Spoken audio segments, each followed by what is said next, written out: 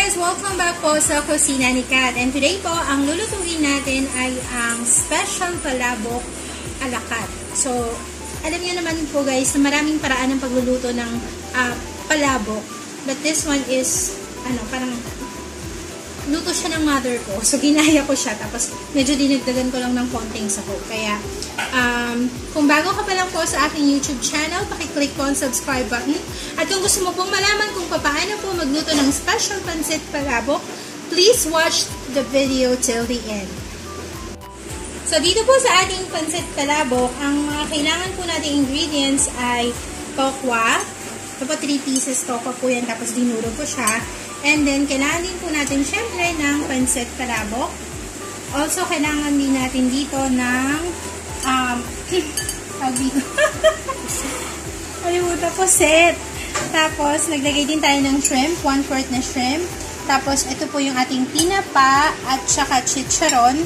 Ito naman po yung taba ng baboy. So, papakita ko po sa inyo kung paano ko po ginagawa yung taba ng baboy.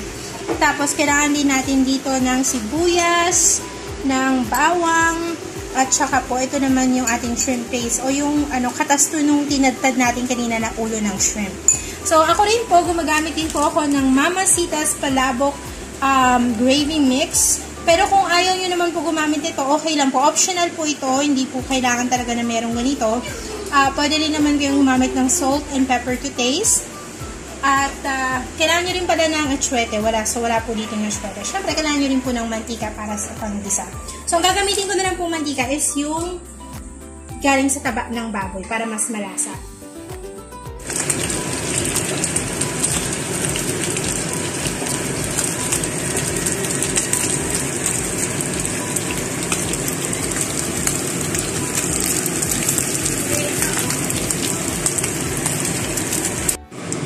So, ayan po, nakita nyo, naging golden brown na yung ating taba ng baboy. So, kapag golden brown na siya, ganyan na yung color niya, tsaka nyo na po siya alisin sa apoy. Kasi, continue pa rin yung cooking process niya dahil mainit pa rin yung kanyang mantika.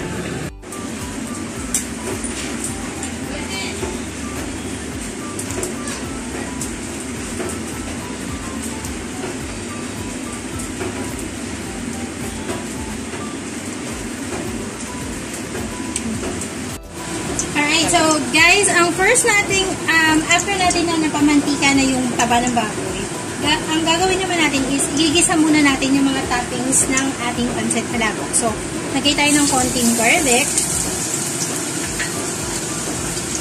konting sibuyas, dahil mahal ang sibuyas. Well, actually, nagmura na siya ngayon. Tapos, lagyan din natin ng konting salt. Para malasa siya. After po yan, lagay na po natin yung ating puset. Mabilis lang po kasi para hindi siya maging gamin yung puset. Kasi lalagay lang natin yan dun sa top. And also, yung ating shrimp.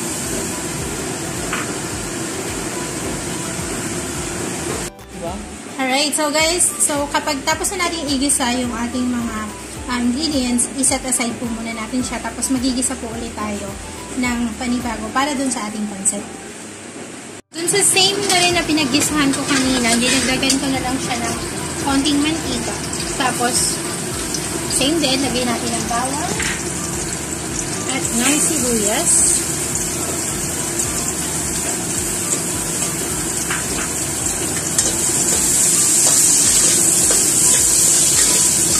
Po natin sila. Para yung mga flavors niya nandyan pa rin. Hindi yan madumi. Pinagisahan lang natin sa kanila yung mga ingredients natin. Tapos, sunod po natin dito yung tokwa.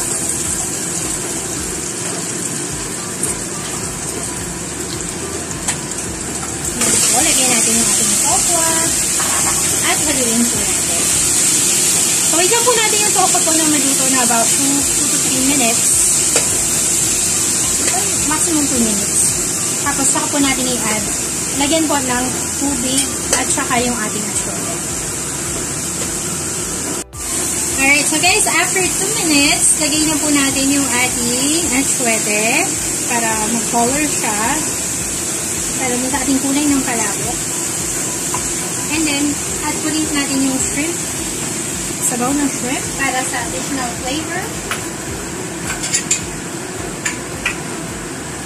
So, yan po. Tapos, haluin po natin to. And then, lalagyan din po natin ito ng tubig. Siyempre. Lalagyan po natin siya ng water. So, lagyan na po natin siya ng hot water. Hot water na po yung nilagay ko para mabilis siyang kumulo. Tapos yan, hintayin lang po natin yung mag-boil. And then, ilalagay na po natin yung pancit natin.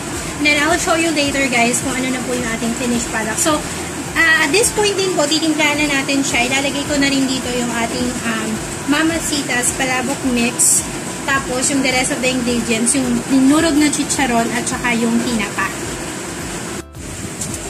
So guys, ito na po. After na po natin maluto, isasali na po natin ito sa bilao. Isasali natin siya gamit ang dalawang sandok.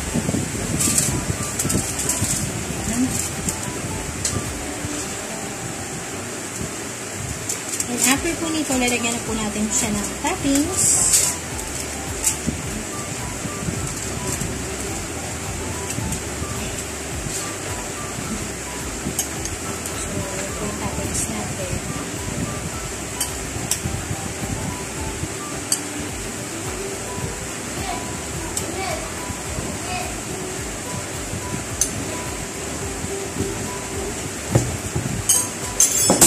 Chicharon natin kanina. Ginawa. Makapatay mo siya dito. And of course, last but not the least po is yung ating egg. So, malinis naman po yung aking kamay. Nagugas lang po kanina. And, halo lang po natin dyan. So, kayo na po bahala mag-arrange. No, kung gusto nyo mas maganda pa dyan. Pwede rin naman po. Kasi kaya kakainin lang naman namin ito pang merienda. So, yun. Kasi iba talagang ina-arrange pa nila na magkakapantay-pantay yung mga ipon, ganyan. Kung pambenta, gano'n. Kasi arrange pa natin. Ito naman is pang bahay lang naman. So, 3 itlog. Okay na po yan. And ganyan po. Ganyan ka-easy at ganyan po kadali na magluto ng pansit palabok. At talaga naman pong napakasarap po nito. So, I hope na nagustuhan niyo po ang ating video. Again, kung bago ka pa lang po sa aking YouTube channel, pakiclick po ang subscribe button. At kung wala di ka na po subscriber, thank you po for watching my videos.